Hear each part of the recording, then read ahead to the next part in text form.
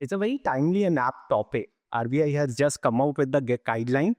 There's a fixed deadline where banks need to align their system, their data readiness, and get everything prepared to be ready to implement it by 1st of April 2027. If we look at this Ind AS 109 accounting standard, it's very transformative. It is fundamentally going to change how we measure credit risk, how we calculate our provisions, on top of everything, EIR based accounting. So, all these are fundamental changes which is going to impact the bank.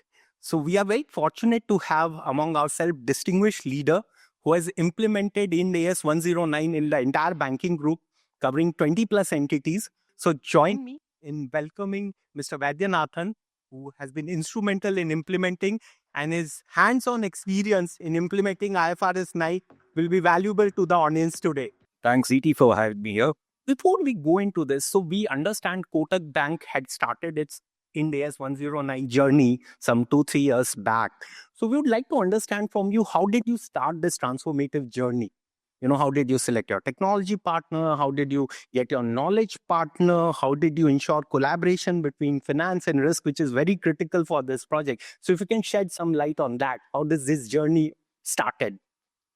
It's been a series of steps. I mean, it was not at one go, right? I mean, it all started with the draft guidelines, which came out somewhere in 2016 or thereabouts, and even earlier, right?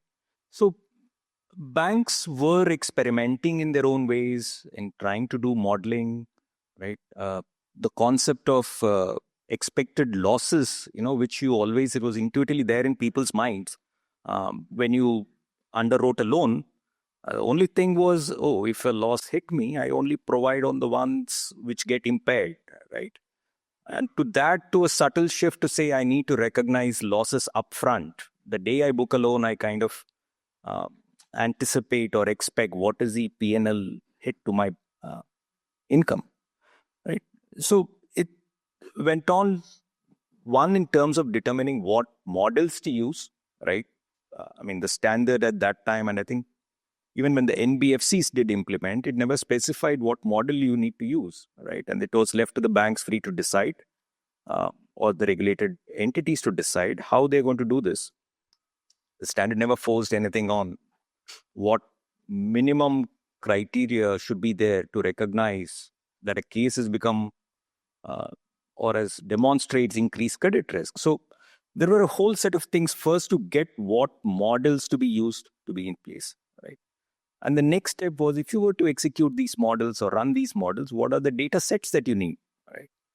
And I'm sure each organization would have faced this. I mean, data would be scattered, lying all over the place, some in systems, some probably in manual files in somebody's drawer, right? So putting them all together, saying what are the basic building blocks that you need.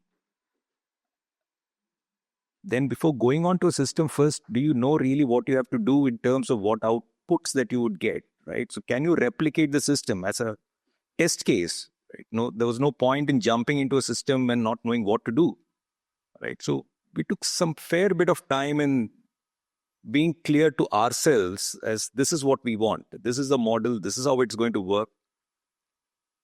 Demonstrate to people within the institution. Your biggest supporters are going to be the business teams, right? Think of it that way. Today, his P&L would be debited only once a loan goes bad. Henceforth, first, you're going to hit him the day he sells a loan, right? And the income on that under the same Ind AS standards, you're going to say is going to be amortized over the life. So it's a double whammy, right, for him. Debit to sab pehle de diya, income baad mein de rahe ho, right? Can you explain this? Get them on board, right? And last is to the management. They are the guys who are going to be doing the talking externally, saying that why is this volatility in your P&L, right?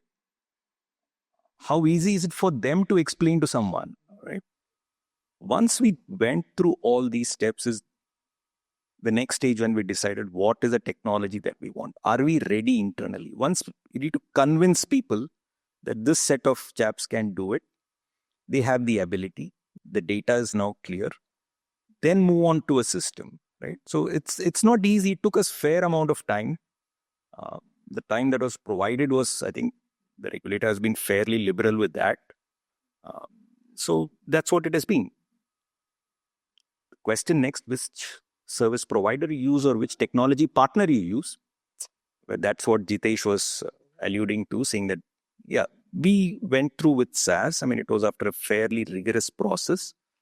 And that kind of tick all the boxes that we were looking for, right? I mean, ease of modeling, the disclosure requirements which accompany something like Ind AS framework, uh, ability for us to replicate the results and be convinced that this is giving things right.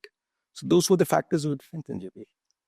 So thanks, Mr. Vaidyanathan. So you touched upon a very important point, that interdepartment collaboration and understanding of the standard within the institution itself is of paramount importance before starting this journey. So we took a liberty in this fireside chat and we conducted a poll and we asked all the participants, what do you see as significant challenge in implementing IFRS 9 or Ind AS 109 as we know it in India? So as you see, most of the people say data is the primary challenge, then about modeling, then about overlays. So these are what came out of the poll. So one of the things which we wanted to understand from you, one of the critical challenges is getting the granular data elements, your exposure data, your collateral data. You also require robust data for modeling. You can't just model based on incorrect data. And the other thing which I also touched upon in my initial statement, that there's a significant component of EIR accounting that is also very significant from the way you recognize interest. That requires cash flows, and generally getting cash flows out of legacy ALM systems is a challenge in all the banks because all of them have some form of legacy ALM system. So how did Kotak Bank overcome these challenges, and what would be your advice to banks which are preparing for Ind AS 109 transition now on data challenges? I'll take the second first. Most banks would by now have already done the hard work, right? So there is nothing new that I would be adding to them. Data, you are right. Perennially, I mean, for anything, data would be a challenge. Right. But when you see granular data, it stems from multiple things. Look, when I refer to saying businesses, ultimately your ECL numbers or whatever you generate needs to relate to that particular business unit. So your biggest challenge would be saying cutting your portfolios. Ultimately, are you managing the risk in the same way as you're managing the business? Right? See, take something even as simple as a home loan book. I mean, you would have, I don't know how many business heads or regional heads managing it. But if you probably end up collapsing all of this into one big lumpy number and then give it to the head of home loan, I'm sure it makes no sense to him, right? So the data requirement would vary. I mean, you will require regional nuances to be added to that data points. Customer segmentation is a big area, and that's something. And like I said, it's a real tough process to cleanse the data. There are big gaps in the data, which you need to kind of fill in. And you need to ensure that it's clean. I mean, a clean data set is a modeler's delight, but that's not something can really give them, right? I mean, there'd be some bit of pain involved, right? The second one, it says is model validation and forward-looking. I think, look, a forward-looking assumption on it's more easy to relate. Yeah, it's expectation that you're setting, right? You're saying this is an expected loss, but mind you, with that comes a massive responsibility. I mean, I don't know. People normally look for it as you're giving a certain number. When Sir referred to saying in the good old days, it was pretty simple. RBI prescribed for this number of years, if an account has been in NPA, provide this much. It was fair, absolutely transparent. Everybody understood, the markets understood, the people who had to execute understood. But here you're going to say, hey, listen, my numbers are going to vary depending on my expectation of the market. I have modeled my losses. I expect the economy to do better, worse, whatnot. And I throw up ultimately a weighted average of all of these and say, this is what my ECL is. Try explaining that to anybody. Yeah. It's going to be very, very difficult. And while you're doing that, you need to build capabilities internally, right? Although audience had said governance is 3%, Just imagine you need to build a whole host of capabilities internally, right? From your teams are going to audit that, or are they just going to let the model validation team to run it, right? So it's tough all around. I think so. So you touched upon a very important point. You just don't have to look at IFRS 9 as a compliance standard. What we are seeing globally is not about just provisioning. It's about how you run and steer your balance sheet. Which area I should invest so my volatility in my result is less. How do I price my loans? So all of this will undergo a change when this Ind AS 109 comes into the picture. Yeah, that's why I said you need to get the businesses on side. Ultimately, look, an expected loss is something he is to recover from his loan pricing. But what do you hear frequently? Listen, this is what is a going rate in the market, or the ability to improve pricing is just not there. But that would change, right? So, so another thing which we wanted to touch upon, see, India is unlike the Western world. Indian banks have not gone through rigors of IRB implementation. So nobody really built regulatory models for credit risk computation. Under the Ind AS 109 regime, you have to create your PD, LGD, ECL models. So if you could touch upon how did you went about building these models, validating these models from a Ind AS 109 perspective, because some of the banks would be starting this journey given the fact that they really have never worked on the IRB side of the things. Jitesh, the IRP guidelines came somewhere in 2011, right? I mean, so although it was initially to say, okay, it's more intended towards maintaining capital, but the concept of PDLGD was very much known earlier, right? I mean, it's as simple as saying, okay, if I underwrote so many loans, how many of them will turn bad? And once they turn bad, how much am I going to recover and over what period of time, right? So it could be very simple default rate linked models, or it could be rating models and transitions. So the concept of PDLGD and all existed even much earlier. What I think has changed with ECL coming in is the rigor around it and the fact that you're making it much more forward looking, right? And the concept of time value and recovery, right? So it's no longer people view it as historically, as itna to I'll get it over time. It's question, what is its value today, right? And that's exactly what people need to be pricing in their loans. So the concept of differential pricing, making the loss numbers more forward looking, is what has changed. Same logic, you could flip it.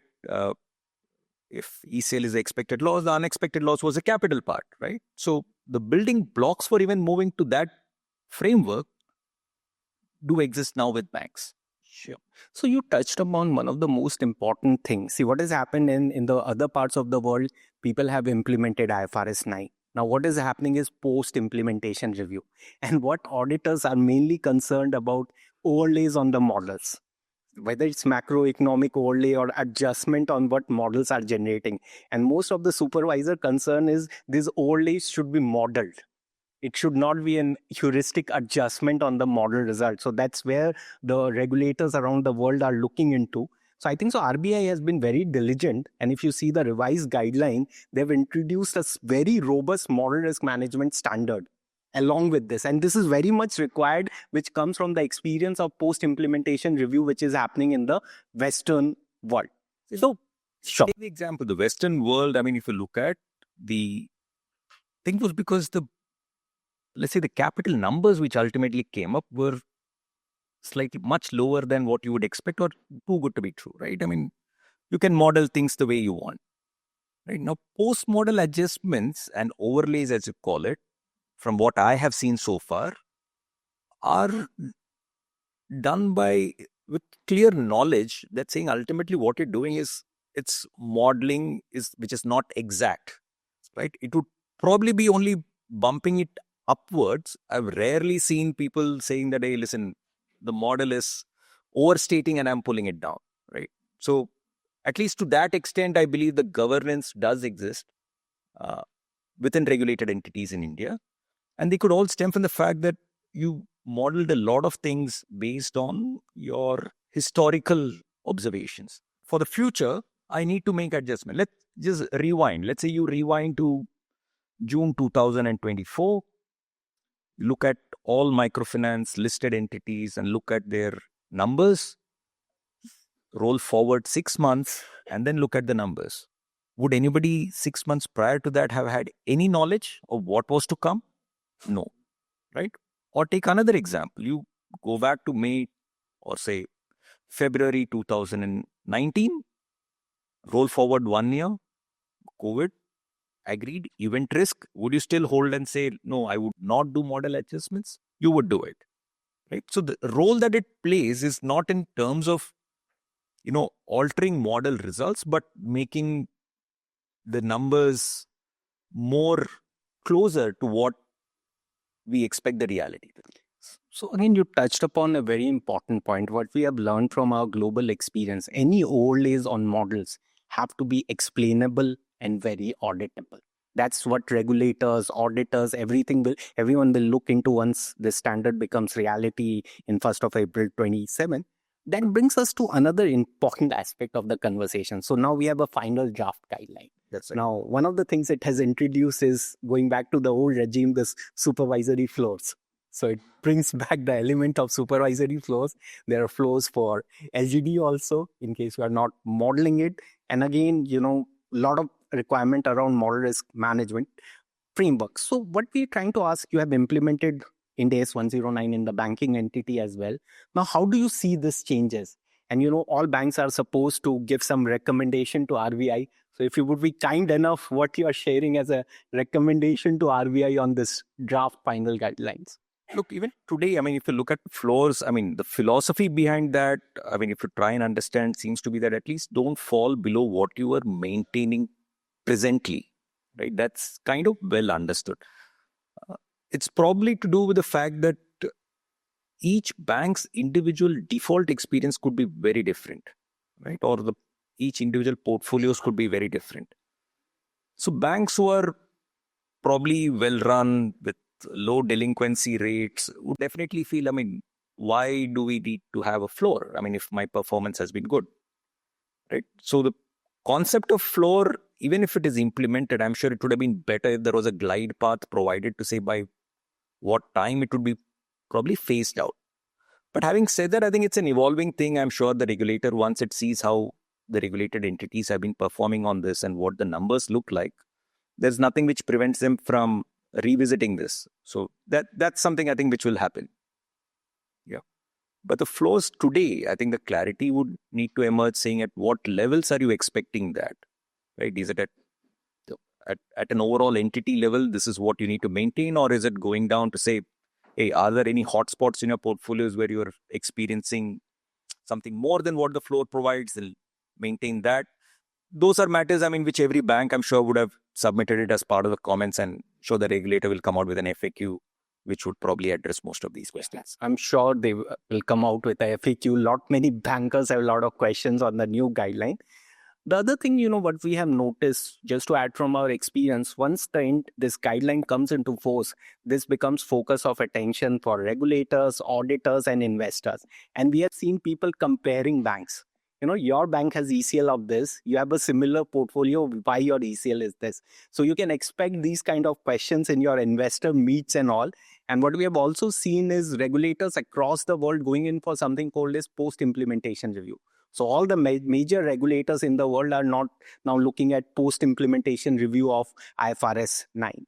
So the last question before we let you go is, what would be your advice based on your experience, what you are seeing, to the banks which are implementing Ind AS 109? So some of the banks have started their journey now, maybe in public sector, maybe in private sector. What would be your advice to them in hindsight? 3-4 critical things which they need to do. But before you say that, you're right in saying that the investors are going to be comparing numbers of banks. Same goes for analysts. Same goes for anybody, right? But also look at it's the NBFCs who have already been in this space, and you can actually learn in terms of what they went through, right? They did not probably even have this set of a guidance earlier, but they have done that. So there is a lot to learn from what happened in that space, right? That's the first. Now, to a question on if somebody's starting out the journey now, I'm not saying what we did would have been the right way, but first get your objectives right. What is it that you want to do? I would say don't view it merely as a regulatory or an accounting compliance, but it's rather, if you do your risk management right, your numbers will really follow through, right? I mean, you cannot lower your risk by better modeling, right? That's absolutely out of the window, right? So work in a way that it reflects what the true risks are and embed it in your businesses, right? Because ultimately you will generate all of that, but if it's not being priced for risk properly, there is absolutely no point, right? So that would be my two bits which I can share with most out here. Thank you, Mr. Vaidyanathan.